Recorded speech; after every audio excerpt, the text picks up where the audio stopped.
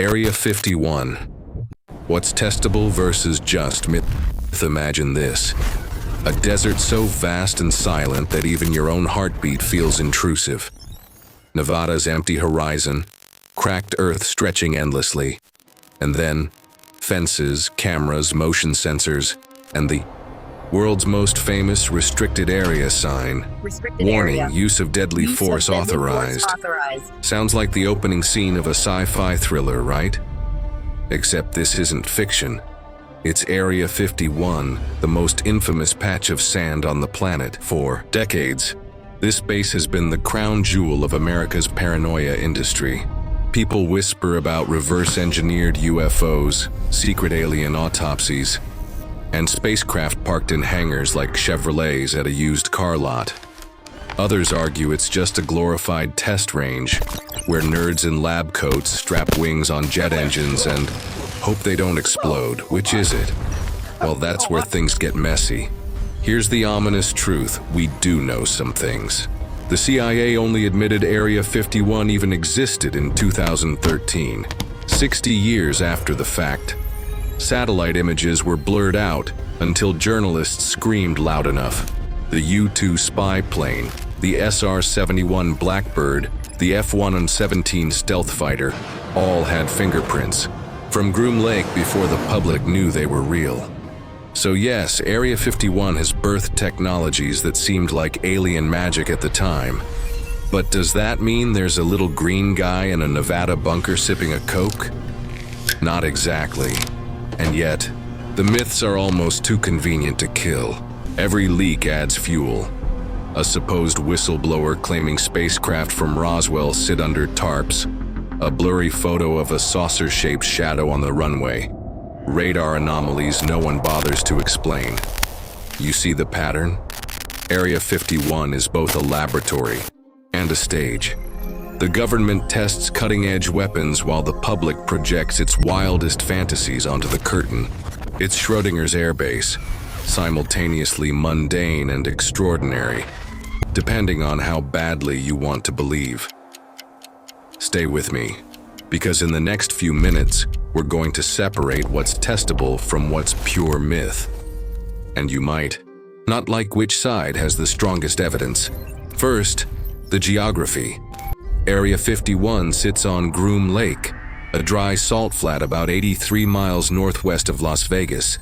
It covers roughly 575 square miles of restricted airspace, an area larger than some small countries. Try flying a drone anywhere near it, and you'll end up on a watch list you didn't even know existed. Second, the hardware. The U.S. used Groom Lake to test the U-2 reconnaissance plane in the 1950s. Back then, people saw high-altitude streaks flashing across the sky and thought they were UFOs. Well, technically they were unidentified, just not alien.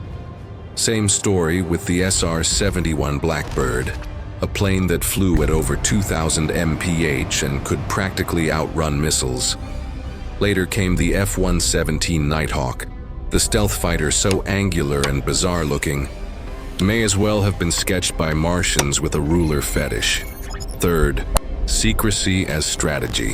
In 1955, the airspace above Groom Lake was extended into what's now called Restricted Area 4808 North, one of the most heavily monitored zones in the world. Even military pilots are warned off. Why so strict? Because the US didn't want Soviet satellites or curious tourists catching glimpses of prototypes that would rewrite modern warfare. Prototypes that rewrote modern warfare. And here's where the sarcasm creeps in.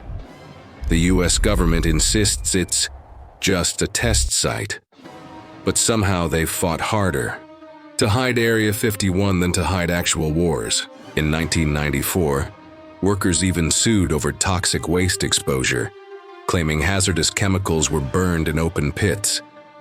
The government's defense: we can't confirm what chemicals were used because, surprise, it's classified. Translation: we might. We have poisoned you, but it's patriotic poison.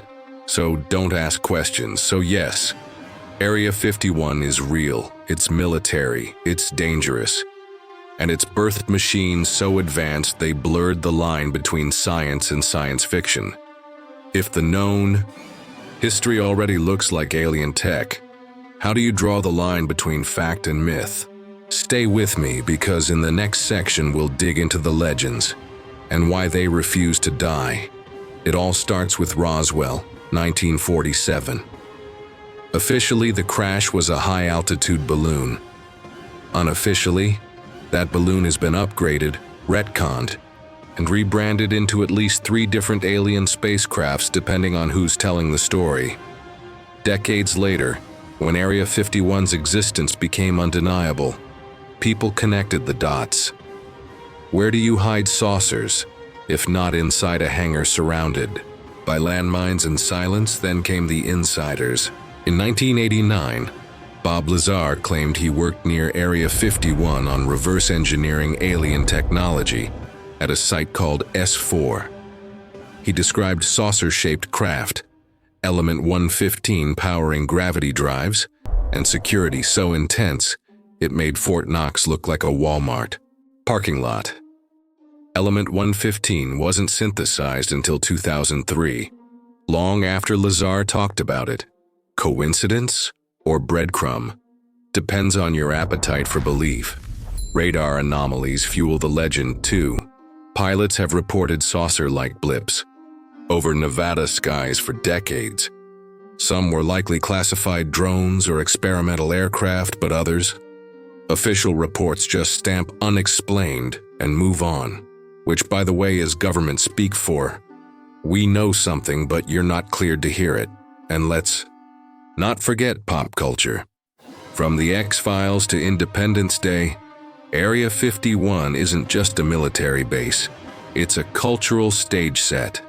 Hollywood has done half the government's job by keeping the myths alive. If you've convinced millions of people that aliens live in Nevada, then every experimental aircraft test becomes free misdirection. Take the Ox Cart project in the 1960s.